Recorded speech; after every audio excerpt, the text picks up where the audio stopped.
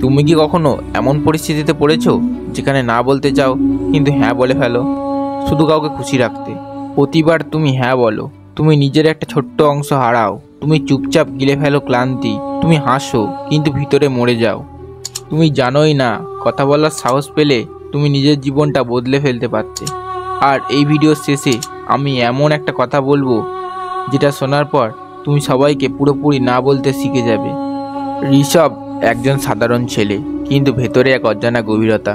সে কারোর সঙ্গে তেমন ঝগড়া করে না, কারোর মুখের ওপর কিছু বলতে পারে না। ছোটবেলা থেকেই মা বলতো ভদ্র ছেলেরা সবাইকে খুশি রাখতে জানে। ঋষভ বুঝতো না ভদ্র হবার মানে কি নিজেকে ভুলে যাওয়া। স্কুলে একদিন ক্লাসে দেরি করেছিল, টিচার রেগে গিয়ে বলেছিল আরও একবার হলে বাবাকে ফোন করব। ঋষভ মাথা নিচু করে চুপ ছিল।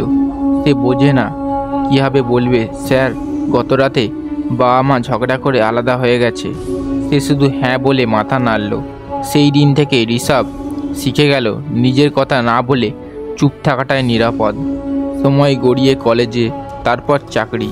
কলকাতার ব্যস্ত রাস্তায় জীবনটা আগুনের মতো ছুটে চলেছে, আর ঋষভ সেই আগুনে নিজেকে পোড়ায়, অথচ মুখে বলে সব ভালোই চলছে।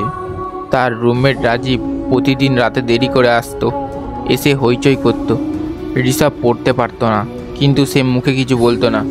কারণ একটাই, বন্ধু রেগে যাবে যদি বলি এসব করিস না।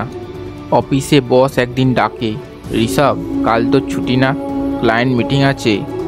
ঋষভ মাথা নিচু করে বলে ঠিক আছে স্যার, কিন্তু সে জানে পরের দিন তার ছোটো বোনের অপারেশান। সে জানে তার বোনের কাছে থাকা দরকার, কিন্তু সে বলতে পারে না।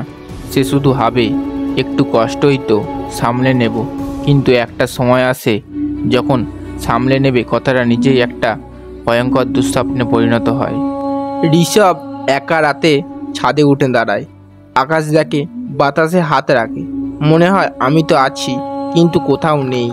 সবাই আমাকে ব্যবহার করে, কিন্তু আমি নিজেকেই একবারও ব্যবহার করি না, নিজের জন্য কিছু বলি না। তখনই তার ছোট ভাই অয়ন ফোন করে, দাদা তোকে একটা কথা বলি, তুই না বেশি ভালো, এই জন্য সবাই তোকে চাপিয়ে দেয়। তুই বলিস না কিছু, কেউ তোকে জিজ্ঞেসও করে না তুই ঠিক আছিস কি না। ঋষভ ফোন নামিয়ে রাখে, একটা চোখে জল পড়ে যায়। সেই দিন রাতে সে একটা চিঠি লেখে, কিন্তু সেটা আত্মহত্যার চিঠি নয়, সেটা ছিল তার জীবনের প্রথম না। আমি আজ থেকে না বলতে শিখব। আমি কারোর খারাপ চাই না, কিন্তু নিজের ভালো চাই। আমি সবাইকে ভালোবাসি, কিন্তু সেই ভালোবাসা যদি আমাকে শেষ করে দেয় তাহলে সেটা ভালোবাসা না, সেটা বন্দিত্ব। পরদিন অফিসে বস আবার বলে, ঋষভ আজ একটু ওভারটাইম করতে পারবি তো? ঋষভ উঠে দাঁড়ায়, কাঁপা গলায় সামলে শুধু একটাই কথা বলে, না স্যার আজ আমি থাকবো না, আমার নিজের কিছু কাজ আছে।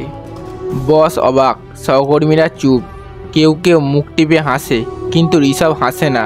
সে জানে সে আজ প্রথম নিজের পাশে দাঁড়িয়েছে। ধীরে ধীরে সে তার বন্ধুকে বলে, রাজীব রাতে একটু শান্ত থাকিস, আমি ঘুমাতে চাই। সে মা বাবার সঙ্গে কথা বলে, মা আমি তোমাদের ভালোবাসি, কিন্তু আমি তো আমি, আমারও নিজস্ব চিন্তা আছে, ইচ্ছা আছে। প্রথম কিছুদিন খারাপ গেল। লোকজন বলল ঋষভ বদলে গেছে, কেউ বলল আগে যা ছিল আর নেই, কিন্তু কেউ বলল না ঋষভ এখন নিজে বাঁচছে। দিন যায়, ঋষভ শান্ত হয়ে ওঠে। সে ব্যালেন্স করে, কারোর কথা শোনে না আর নিজের কথা না বলে না। সে শোনে, বোঝে আর সাহস নিয়ে বলে, না আমি এটা করতে পারবো না। সেই ঋষভ এখন একজন লেখক।